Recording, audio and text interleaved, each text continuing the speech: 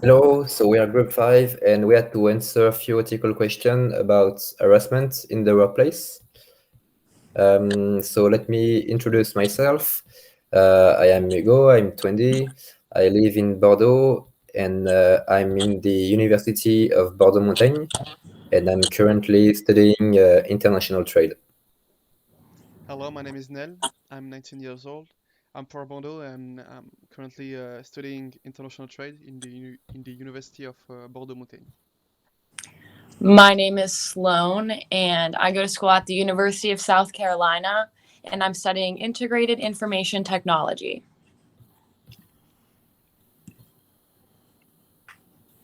So, our case was harassment in the workplace. The case study basically just asks, have we ever been a victim of workplace harassment? And what does it take for it to become unacceptable?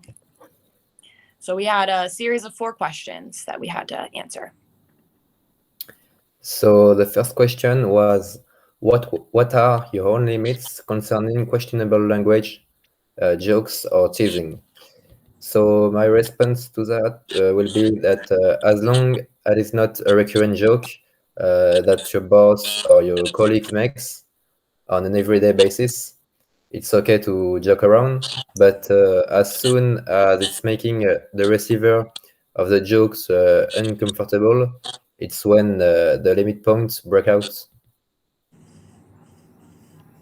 So the second question was, do you have the same standards in the workplace?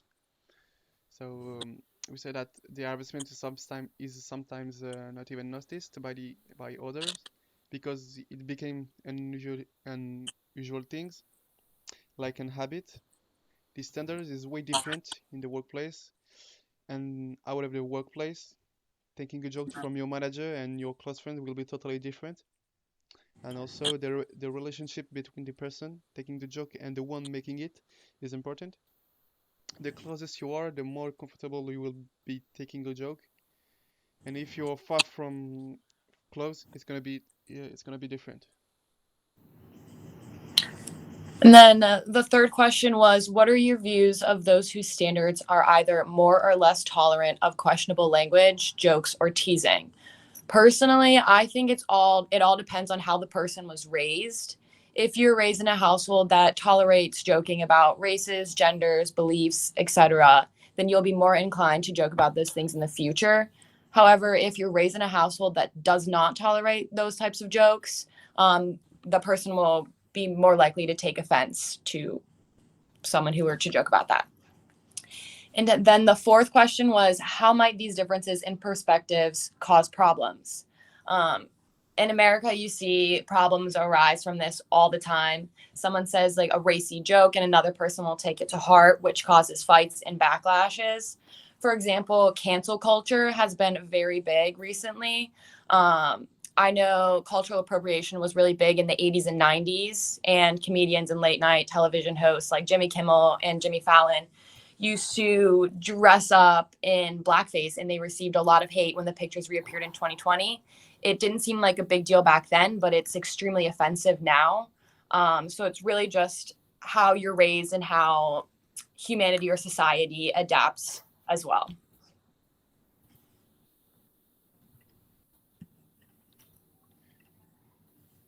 Then discussion and viewpoints from all the questions. On the American side, we found that 75% of Americans are harassed in the workplace.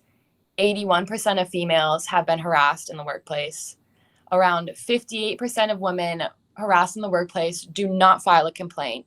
And the most common types of workplace harassment include physical, personal, discriminatory, psychological, and sexual harassment. And on the French side, we have 30% of French workers who have been morally harassed at work, which for the majority of them are a recurrent harassment.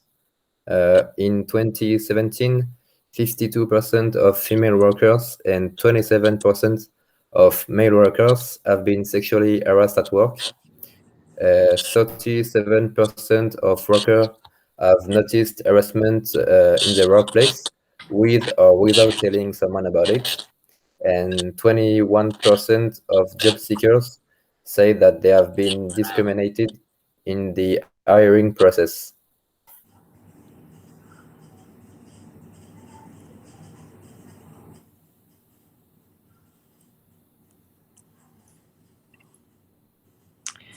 Then interesting our reflections. So it was really interesting hearing the similarities and differences between both of our countries. Some differences include our taste in breakfast. Apparently, the Americans' breakfasts are not as appetizing to look at. And then it was also cool that we all listened to kind of the similar music, like Baby Keem, shout out to Baby Keem, Gunna, Lil Baby, you know. So yeah, it was really awesome hearing all the similarities and differences, kind of comparing lifestyles. We also saw that there is a lot of comparison in the management in companies. Like there is more hierarchy in France than the US, and we can also talk that can also see that there is more discrimination in the hiring process.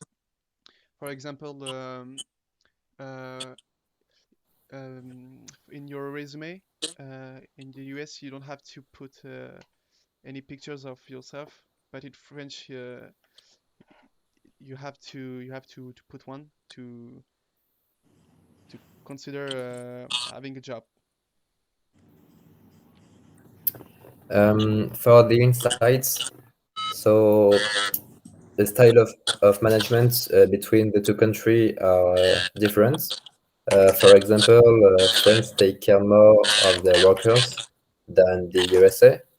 And for example, the minimum US monthly salary is around $1,200, which is way less than in France. And for the ethics issues, there is an unethical leaderships. Um, yeah, and for the cultural issues, in the US, there is more of a do-it-yourself mentality, whereas in France, collaboration and teamwork is mandatory in the workplace. Really, just to wrap it up, it was super interesting and cool getting to know everyone in the little group 5. And it was awesome getting to know, I guess, the differences in how we live. So thank you.